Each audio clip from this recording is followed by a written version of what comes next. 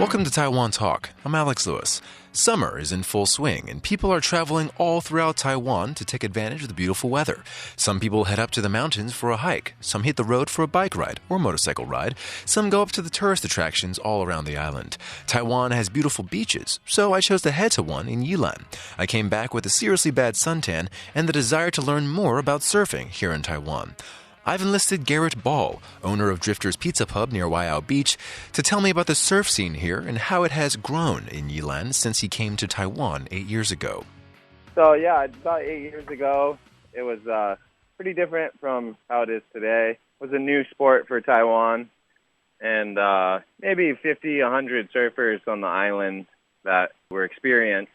So it was great for me being out in the ocean with not much crowds. So yeah, I saw the local kids growing up, surfing every day, and before I knew it, they're flying out of the wave, and they're amazing surfers now. Okay, so when you first started, was it more tourists that took advantage of the waves, and then locals, people who lived here already, they kind of caught up throughout the 8 years that you've been here? Yeah, I'd say so. I'd say probably in the beginning, the surf culture was kind of propelled by a lot of the foreign teachers and foreign travelers who are coming around the world looking for new spots to surf. And they definitely caught up. And growing up on the beach, you really have an advantage, getting better at surfing every day. So yeah, I think they've definitely developed their own kind of surf culture out here. Taiwan's local surf scene has flourished, with more foreigners taking advantage and, more importantly, more local kids growing up in a surf environment and keeping up with the lifestyle. And relatively recently, Taiwan has been chosen as a location for an international surfing competition circuit. How about any competitions that are here in Taiwan?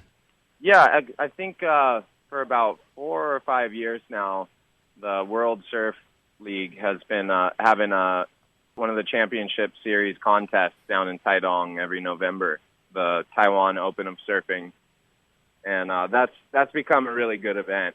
There's always really good waves and beautiful around that area, and it seems like the pros that come out, they've been coming out repeatedly, and they really enjoy that contest and getting to experience the different kind of culture from where they're used to going. Despite being on the circuit and attracting professional surfers, Taiwan still isn't on the map as a major surf destination for tourists. Has Taiwan kind of established itself as a surfer destination? Yeah, I think Taiwan is always going to be a little bit off of the map, off of the beaten path, so to say. A lot of travelers would go to a little more world class kind of destinations, Hawaii, Australia, and so it's a good spot because it's not getting overrun by the masses of surf tourism, and a lot of people come here to surf good waves, but to also experience a different kind of culture that's not quite as jaded as say Bali Island or places like in Southeast Asia that are very popular. I see. So kind of like being kind of off the beaten path is kind of a benefit. Yeah, definitely. I'd say it's a hidden gem even. When out-of-towners and foreigners do come to Taiwan and surf, they're not only greeted with sandy beaches and quality waves, they're also welcomed with a smile and a nod by the people already there, something Garrett says is a bit of a rarity at other surf locations. It's a real positive attitude. I've been to a lot of places surfing around the world, and Japan, Fiji, Europe, Australia, Indonesia, Hawaii, California, and through Latin America. And the locals can be a little bit aggressive towards foreigners and tourists surfing in their area. But I've noticed here, as long as you're respectful and not trying to be greedy and take all the waves for yourself, they're a very friendly surfing culture here. The positive attitude extends to the authorities patrolling the beaches here, too. Taiwan is affected by a lot of typhoons, and authorities have to find a balance of letting people have fun and ensuring their safety. Yeah, as far as surfers go, you can pretty much have your freedom and go as you like. When a typhoon is approaching Taiwan, they'll close down the beaches for 24 hours before and after the typhoon land warning. So it can be kind of a bummer for us surfers when it's really good and we kind of know the conditions, but a lot of people can get into some trouble with really big waves. So they'll come down, tell everyone time to go. Maybe they'll give us another hour or two to finish up our surf. But yeah, generally, as long as there's no big storms approaching the island, then you're free to go as you like. I asked Garrett what life was like living in Yilan as a surfer. All the people that I met were really, really laid back. Quit your job when the waves are good. I'd say that kind of exemplifies us surfers out here. You know, we try and schedule our lives, our jobs, our relationships around when the waves are good. When there's a good typhoon going up the coast, not going to hit the island, we get really good waves, and you'll notice a lot of people out in the water for a Wednesday or a Thursday. Have you seen like a rise in people quitting their jobs and moving to the East Coast and stuff? Or yeah, definitely. It was when I first moved out here. There was only a couple foreigners that lived in the area, and I've seen that grown a lot. Like a lot of people they're realizing that they can actually live out here and even hold a job in Taipei. And just doing that commute, once you kind of figure it out, it's really not bad. I can get from here to there in about 45 minutes. And there's a community of regular people also living in Taipei, and they'll come out for the day, they'll come out for the weekend. Like I said, once you kind of figure out your route and how to get out here, it's actually really convenient to get out here from the city. Waiao Beach is a good place for beginners to pick up surfing, but I was curious about what other beaches around the island attract the surfing crowd, from novices to experts. Waiao, like I said, it's a good, wide, sandy beach that beginners can start off with. Down the beach a little bit is Wuxi Harbor, Wuxigong, and that can get a little busy with tourists, and we kind of recommend people to stay around Waiao so they're not getting hit with someone else's board, especially on the weekends. It can get pretty crazy down there. You know, as people get better, they like to go down to Taidong. There's some communities, Dulan and Donghe, that have a real strong surfing community down there. And Kending also can get really good. Jialashui and Nanwan are really, really good surf spots as well. Whether it be in Yilan or other parts that Garrett mentions, the surfing community here makes sure to give back by cleaning up after themselves. The quality of the beaches and waves are an integral part of their experience, and they strive to foster environmental conservation efforts. We had been part of a lot of beach cleanup, and we tried to be real proactive in keeping the community beaches around here clean at Rising Sun when I first began. And a lot of the surf shops and surf clubs, they're all doing it now and organizing beach cleanups and kind of trying to spread that message. I'd like to thank Garrett for being so generous with his time and talking to me. To close out the podcast, let's have Garrett tell us what his future plans are. I have a new brand coming out called California Surf.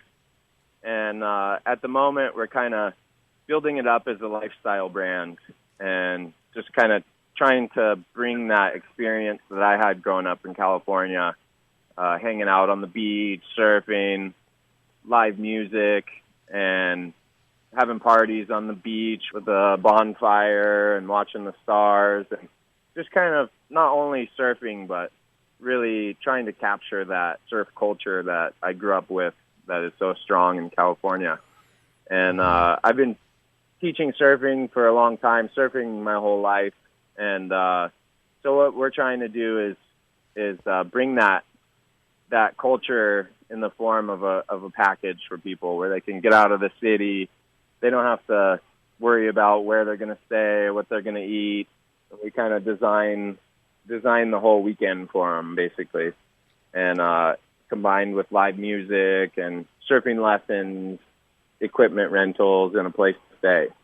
I got a taste of that lifestyle brand he's creating when I went to Drifters. I got some food, some drink, and some live music by 3 Day Bender. I was digging their music, so I pulled out my phone and recorded one of their songs. If you want to hear more of their stuff, check out their Facebook page, 3 Day Bender. Thanks for listening to Taiwan Talk. I'm Alex Lewis. Enjoy the song.